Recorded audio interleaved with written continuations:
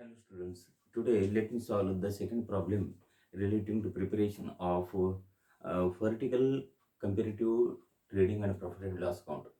In the last lecture, we have solved the comparative balance sheet. Take down that there is a balance sheet, not P&L account as you have taken down. मागच्या problem मध्ये तुम्हाला screenshot पाठवलं मी, त्यामध्ये ह्यानं चुकून ह्यानं काय झालंय, प्रॉफिट अँड लॉस अकाउंट झालं. पण तुम्ही ह्यानं काय लिहून घ्यायचे ते बॅलन्स शीट सॉल्व्ह केलं मी.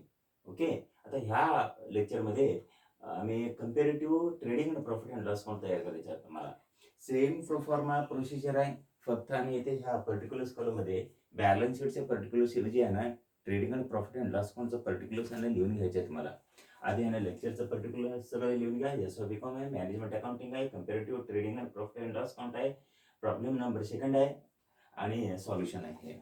सो वेळ वाचवण्यासाठी ऑलरेडी मी लिहिलं ABC limited comparative trading and profit and loss account for the year ending 31st March 2016 and 31st March 2017. So straightway let me go towards the solution of the problem. पहिलं घ्यायचं cells. दोन्ही cells किती आहे बघा. आधी 10 लाख 15 लाख आहे. 10 लाख आणि 15 लाख आहे. 10 लाख आणि 15 लाख आहे. आणि किती वाढ झालाय, किती वाढ झालं बघा, 5 लाख वाढ झालं.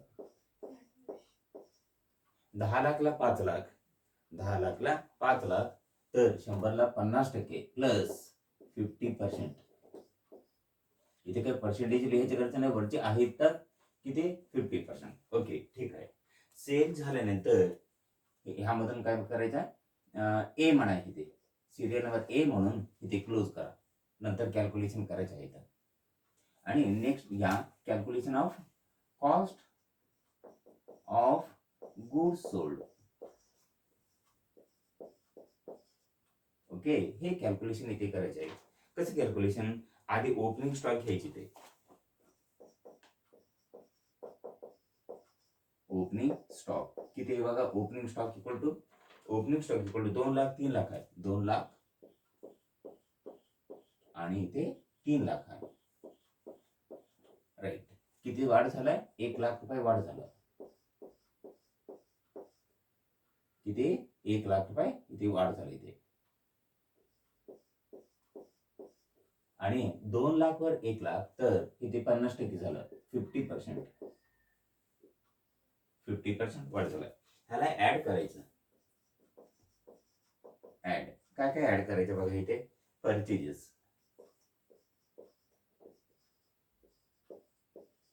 परचेजेस इक्वल टू किती 5 लाख 8 लाख 5 लाख आणि 8 लाख. किती वाढ झालं, 5 लाख हे 8 लाख झालं, प्लस 3 लाख. 5 लाख वर 3 लाख, तर 100ला किती, 5 लाख वर 3 लाख तर 100ला प्लस 60% वाढवतो. तुम्ही कॅल्क्युलेशन करून बघा किती 50%. 5 लाखला 3 लाख तर 100ला टक्केवारी किती 6%. नेक्स्ट ऍड करा आणखी wages. Wages payment equal to किती, first year equal to 1 lakh, second year equal to 2 lakh. First year equal to 1 lakh, second year equal to 2 lakh. आणि वाढ किती झालाय, फर्स्ट इयरला तुलना केली की सेकंड इयर मध्ये वाढ किती झालाय 1 लाख. 1 लाखला 1 लाख तर 100% वाढ झालं. 1 लाखला 1 लाख तर 100ला 100 वाढ. ओपनिंग स्टॉक प्लस परचेसेस झालं. टोटल करायचे इथे. टोटल ह्या रकमेचं ह्या दोन कॉलमचं टोटल कधीही करू नये, लक्ष द्या. किती किती झालं रक्कम, 2 lakh 5 plus 2 equal to 8 lakh. 5 plus 2 plus 1 equal to किती 8 लाख. आणि 8 plus 3 equal to 11 plus 2 equal to 13 lakh.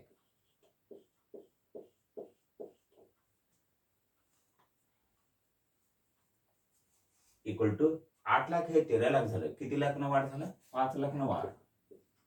किती 5 लाख रुपयानं वाढ झालं. 8 लाखला 5 लाख, 8 लाखला 5 लाख तर 100ला किती आहे बघा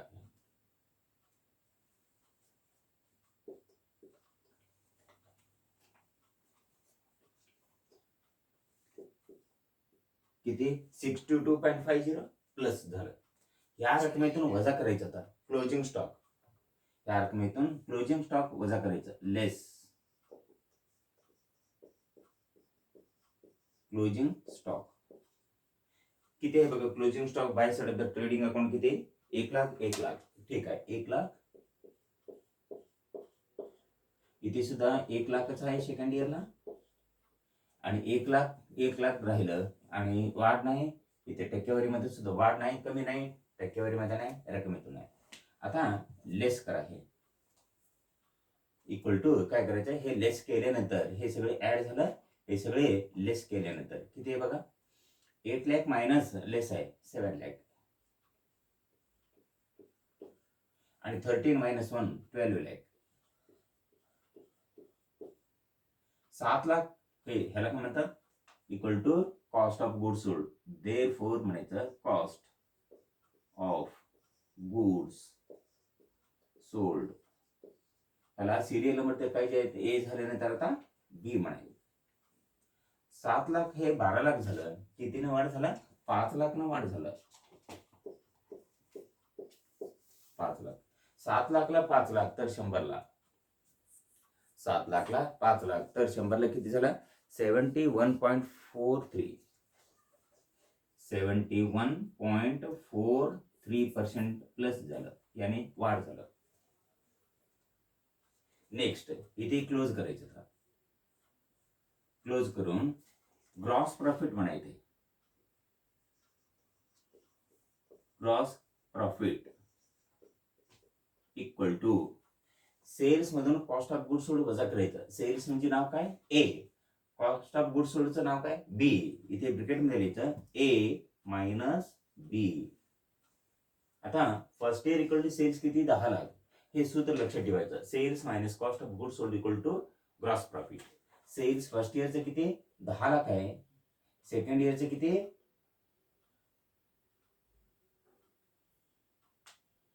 सेकंड इयरचे इक्वल टू किती 15 लाख आहे. 10 लाख मधून त्या वर्षाचा कॉस्ट ऑफ गुड्स सोल्ड त्या वर्षाच्या सेल्स मधून वजा करा. 10 lakh minus 7 lakh equal to 3 lakh. 15 lakh minus 12 lakh equal to 3 lakh.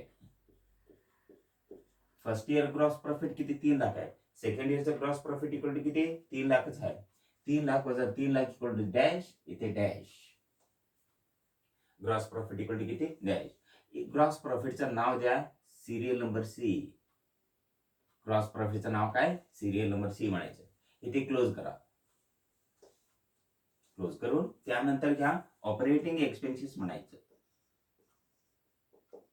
Operating expenses underline म्हणायचं. त्यामध्ये पहिला घ्यायचं ऑपरेटिंग एक्सपेन्सेस ऑफिस एक्सपेन्सेस म्हणायचे. ह्या खाली पहिला घ्यायचं ए म्हणा. हे सिरियल नंबर ए म्हणाय हातलं small letter office expenses. Office expenses इथे ऑफिस एक्सपेन्सेस मध्ये डॅश म्हणून salaries. Office salaries equal to किती 40,000 फर्स्ट इयर, 50,000 सेकंड इयर, 10,000 वाढ झालं. 40,000 वर 10,000 तर 100 ला किती प्लस 25% आहे.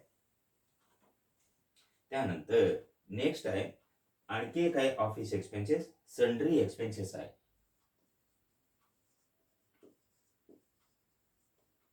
यानी ऑफिस रक्कम किती आहे बघा ऑफिस सन्ड्री एक्सपेन्स 30,000 आणि हे 40,000 झालं. 30,000 हे 40,000 झालं. वाढ किती ना झालं 10,000 ना. 30,000 ला 10,000 वाढ झालं तर 100 ला प्लस 33.33 येत. 33.33 इथे टोटल ऑफिस एक्सपेन्सेस म्हणा. Total office expenses equal to C झाल्यानंतर इथे डी म्हणायचं सिरियल नंबर. तुमच्या पद्धतीने तुम्ही सिरियल नंबर द्या. इक्वल टू 40 30 इक्वल टू 70,000 आणि 50,000 40 इक्वल टू 90,000. 70 हे 90,000 झालं कितीनं वाढ झालं बघा, 20,000 वाढ झालं. आणि 70,000 ला 20,000 तर 100 ला, 70,000 ला 20,000 तर 100 ला इक्वल टू प्लस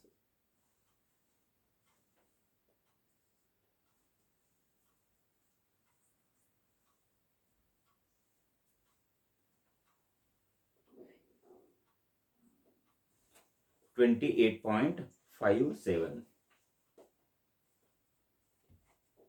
28.57 इथे क्लोज करायचं. आता ऑफिस एक्सपेन्सेस झाल्यानंतर, ऑफिस एक्सपेन्सेस झाल्यानंतर बी पार्ट घ्यायचे. तर बी पार्ट इक्वल टू कोणते, selling and distribution expenses.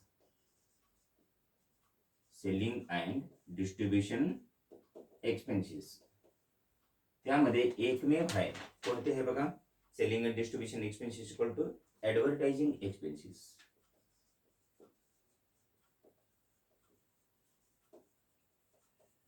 Advertising expenses 20,000 आहे, 30,000 आहे, 20,000 आहे, 30,000 आहे, प्लस 10,000 कितीनं वाढ झालं, फर्स्ट इयरला तुलना केलं तर सेकंड इयर मध्ये 10,000 वाढ झालं. 20,000 ला 10,000, 100ला 50 न वाढवतो, 50%. आता किती टोटल करा, total of total selling, total selling and distribution expenses किती झालं बघा, सिरियल नंबर डी ई म्हणायची. किती, 20,000, 30,000, सेम आहे ना, वरचा डेटा खाली ठेवायचं टोटल म्हणून असं. त्यानंतर प्लस 10,000 प्लस 50. ओके, हे क्लोज करायचं. क्लोज करून नेक्स्ट आहे ना कंटिन्यू करतो. Serial number C and last one equal to finance expenses. Finance expenses underline. त्यामध्ये एकमेव माहिती आहे ते म्हणजे आहे ना, इंटरेस्ट पेड. इंटरेस्ट पेड किती बघा, interest paid equal to 10,000 first year आहे, 20,000 सेकंड इयर आहे, प्लस 10,000 यानी 10,000 ना वाढ झाला. 10,000 वर 10,000 तर 100% किती, प्लस 100%. नेक्स्ट हे टोटल करायचे, टोटल म्हणायचं. इथे total finance expenses serial number कोणते देता इथं, ई झालं, नंतर एफ म्हणायचे. एफ सेम ठेवा डेटावरचं, 10,000, 20,000 प्लस 10,000 यानी 10,000 न वाढ झालं, आणि प्लस 100 यानी 100% वाढ झालं. क्लोज करायची. तर आता टोटल ऑपरेटिंग एक्सपेन्सेस किती झालं बघा. ऑपरेटिंग एक्सपेन्सेस खाली office expenses, selling and distribution expenses आणि फायनान्स एक्सपेन्स म्हणून वेगवेगळं हेडिंग आहे.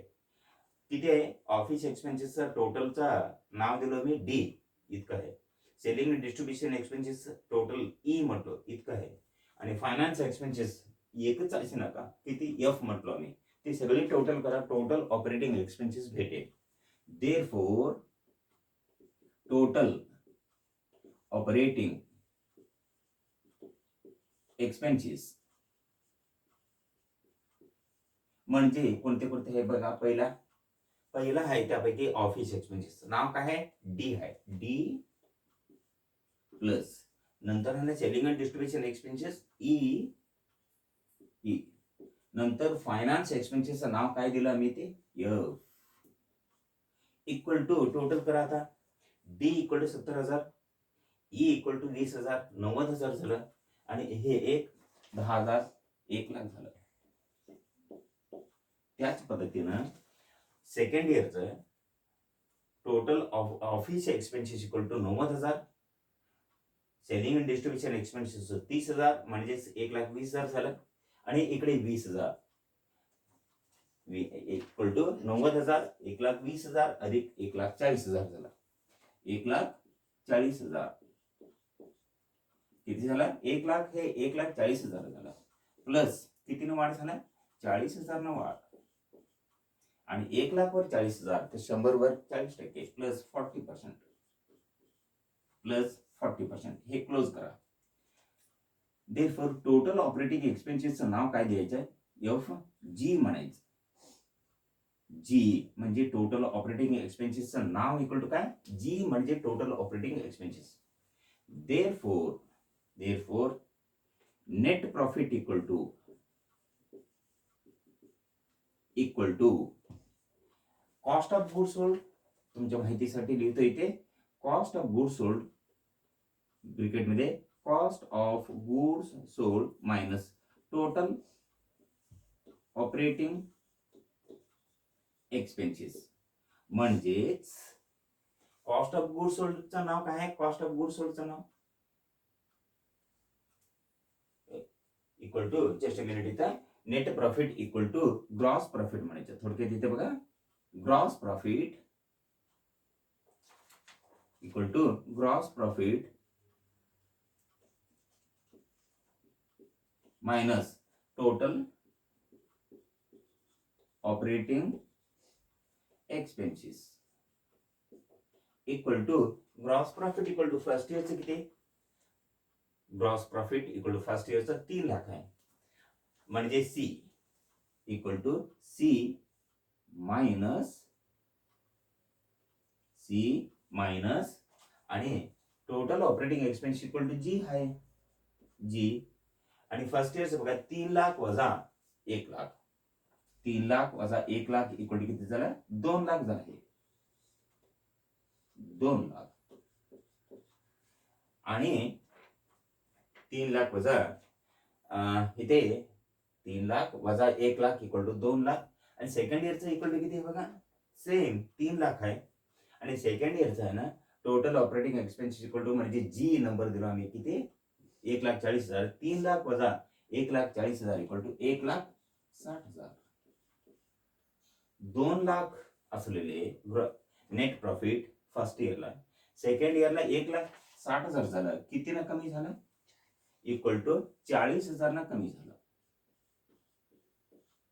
राईट. आणि इथे मायनस किती झालं? 2,00,000 ला 40,000 आणि 1,00,000 ला 20.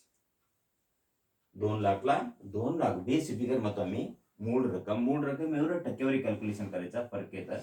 किती? 2,00,000 वर 40,000 तर 1,00,000 100ला किती? 20% मायनस 20%.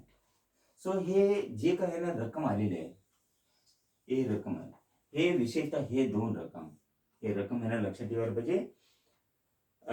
इक्वल टू ह्यालाच आहे ना काय म्हणतो आम्ही? Net profit.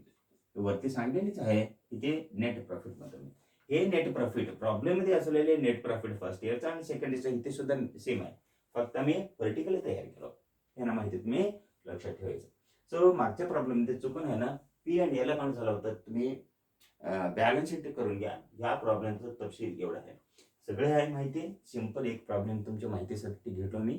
तुम्ही अपलोड करतो आज मी आणि नंतर स्क्रीनशॉट सुद्धा पाठवतो तुम्हाला माहितीसाठी. सो चांगला अभ्यास करा. All the best. थँक्स.